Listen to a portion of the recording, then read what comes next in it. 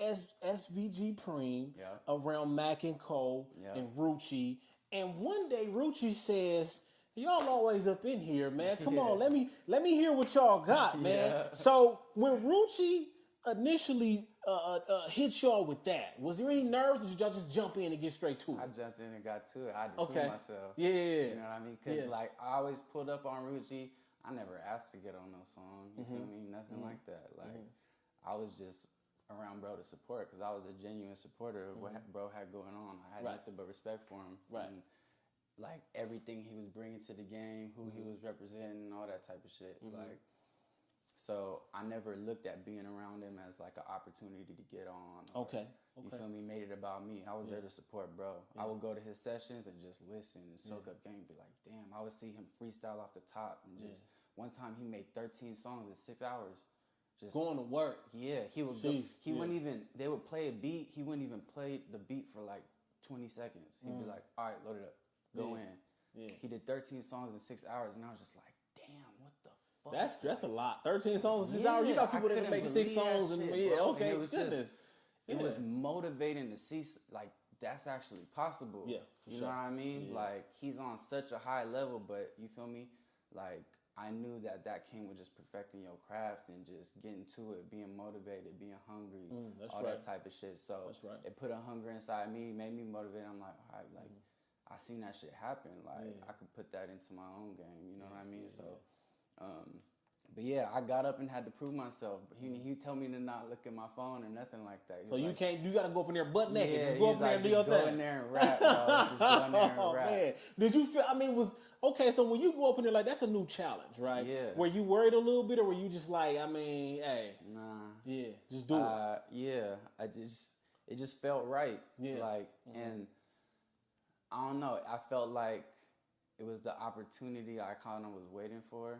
Like, just to not to prove anything to anybody else, to myself. Okay. Like, kind of like, okay, this is the biggest test you've had so far in music. Let's see what you do. Do right by it. You know what I mean? And pressure bust pipes, but it also make them. Y'all see them things in his ears. Exactly. It also make them too. You know what I'm saying? You see the boogers. And that ended up being our first song together. It's the back-to-back single we have. Okay. It's, you feel me? We ended up shooting a video to it, all that type of shit. But like, he fucked with it. People fucked with it. It was on a Cypress beat. Like, so shout out to Cypress. Yeah, Rucci gave me the Cypress beat to use. Like, it was all love. You know what I mean? He fucked with it. Like, after we did it, he pulled me to the side. Like, a few days later, he was like, "Hey, drop that song." Like, I'm thinking, cause I'm at his session. He asked me to rap. I'm thinking it's his. Yeah. But like, him being the real one that he is, you feel me? He was like, "Hey, drop that song. Get it mastered and drop it." Yeah. Like, so I'm like, damn, like, bro just gave me a song. Like, that's and love. I just started rapping type thing. So like,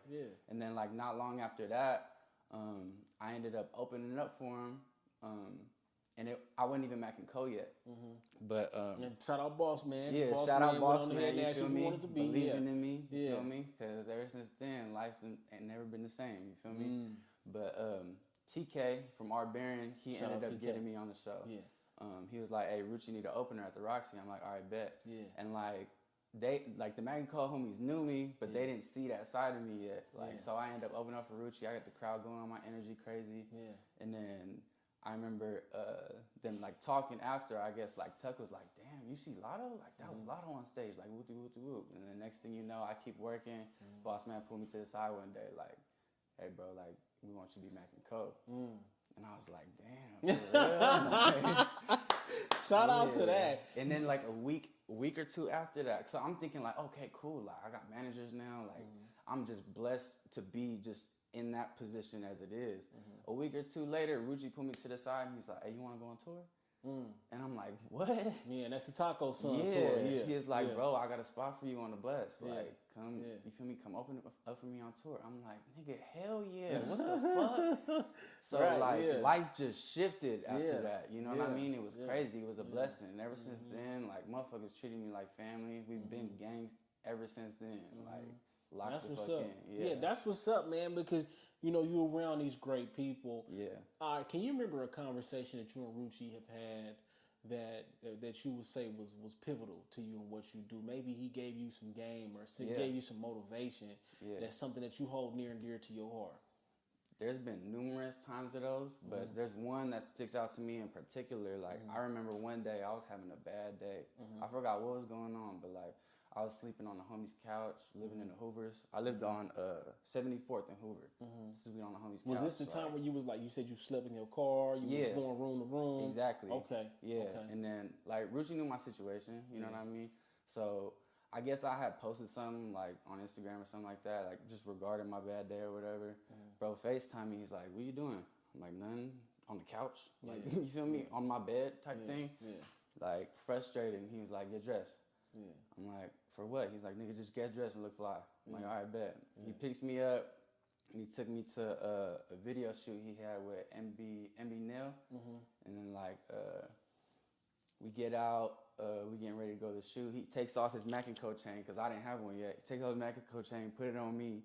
That's love. Like, you know what I mean? And like, I started to see just the love bro was showing me, like, just kind of like pick my spirits up. And after that, I don't know if it's the same night or like a night after, bro took me to a Grammy party.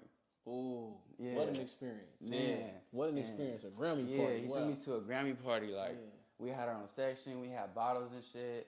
And I have a video of it. It's like crazy because I watched the video and that's the pivotal moment I think of. Like, I was in a setting I never been in. We around a bunch of celebrities. We fucking kicking it with Omarion and shit. Like, weird shit that I never thought I would be a part of. You know what I mean?